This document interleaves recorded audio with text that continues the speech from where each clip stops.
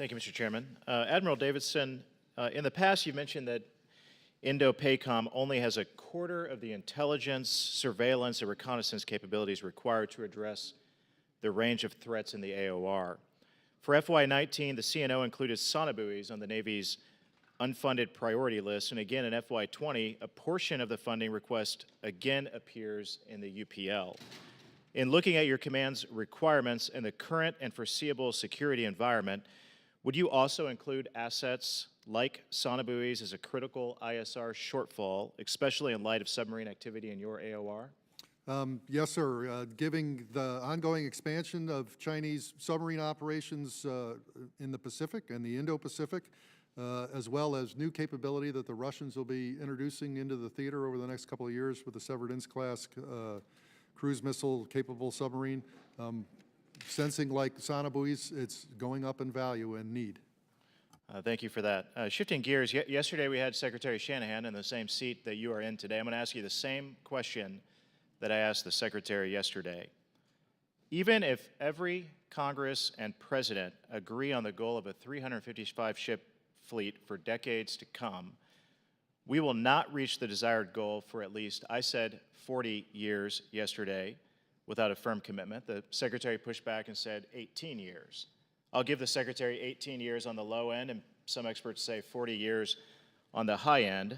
In light of that, what do you expect the balance of forces between the U.S. and China to be by the time we achieve a 355-ship fleet? And when do you believe that it is realistic to achieve this goal? To your first question,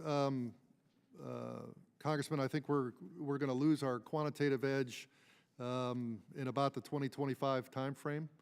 I think that's going to be a challenge for our equities in the region, absolutely. I can't comment on how much faster or slower the needs to happen here. There are some shipbuilding limits, the capacity in the United States to actually produce the ships. But I think the Navy's force structure assessment will take that fully into account as they come forward later in the year with it. Thank you for that. Mr. Shriver, in your testimony, you said, quote, "There is an active North Korean effort to undermine sanctions and sow political division in their execution. North Korea has turned to the use of illicit ship-to-ship transfers off China's coast to evade caps on importing refined petroleum and the sale of textiles and coal. These restrictions were imposed and periodically strengthened as a result of North Korea's illegal weapons development activity dating back to March 2016, end quote. With that, what is the logic of the Trump administration considering lessening sanctions on North Korea and rewarding North Korea if they won't comply with the original sanctions to begin with?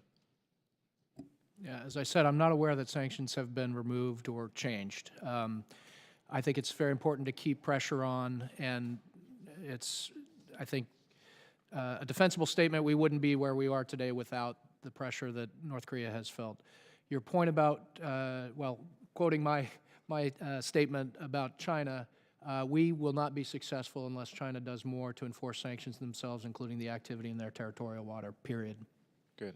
On that same note, Admiral, you've talked in the past about naming and shaming those entities that abet sanctions evasion in North Korea. Have we done that? Have we made any successful efforts to, at all, to minimize sanctions evasion? There have been a number of flag states that the United States has engaged, and as well as other countries, to sideline vessels that have been participating in the illicit transfer of oil to North Korea, as well as some of the ownership companies and shippers involved. And I think the key is to disrupting that providing network as we go forward. But there has been engagement at the diplomatic level, to your point, naming and shaming of these individuals, and we have seen robust action from other countries in that regard. So you have seen progress, or we hope to see progress? Yes, sir. We have seen progress, and it will continue. Thank you. With that, I yield back.